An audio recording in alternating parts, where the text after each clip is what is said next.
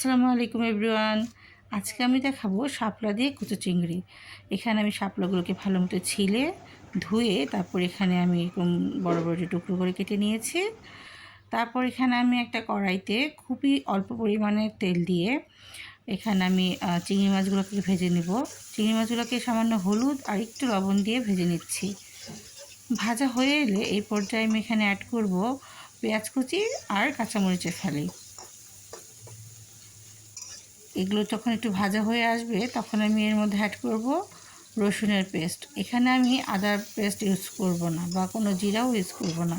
চিংড়ি মাছ দিয়ে শাপলা রান্না করলে এমনিতেই খুব মজা লাগে। তারপর এখানে আমি সামান্য হলুদের গুঁড়া আর মরিচের গুঁড়া দিয়ে দিব। এই তরকারিটা একটু কম ঝাল বা কম ঝাল মশলা দিয়ে রান্না করলেই বেশি টেস্ট লাগে। তারপরে দেখতে পাচ্ছেন একদমই খুবই কম সামান্য পরিমাণ তেল দিয়েছি। তারপর এখানে একটু পানি দিয়ে আমি মশলাগুলোকে একটু কষিয়ে নিচ্ছি। যখন পানিটা টেনে আসবে দেখতে পাচ্ছেন, যখন টেনে আসবে তখন চারদিকে তেল ছড়াবে। এই পর্যায়ে আমি দিয়ে দেব ধুয়ে কেটে রাখা সেই শাপলা দিয়ে একটু ভালো করে নেড়ে চেড়ে আমি ঢাকা দিয়ে দিব। আমি এখানে কোনো বাড়তি পানি ইউজ করব না, কারণ শাপলা থেকে অনেক পানি ওঠে। আমি একটু ভালো করে দেখতে পাচ্ছেন সামান্য একটু পানি আছে এখানে। তারপর এটাকে আমি ঢেকে দিব।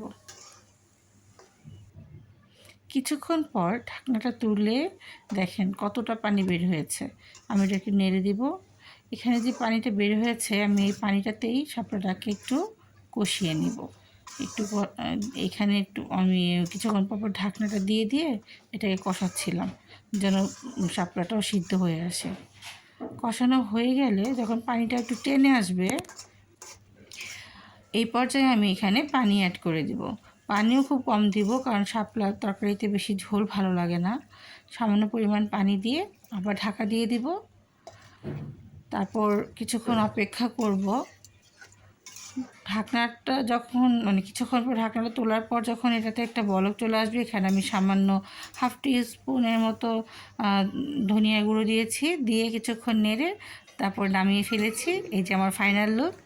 সবাই ভালো থাকবেন, আমার পাশে থাকবেন। আল্লাহ হাফেজ।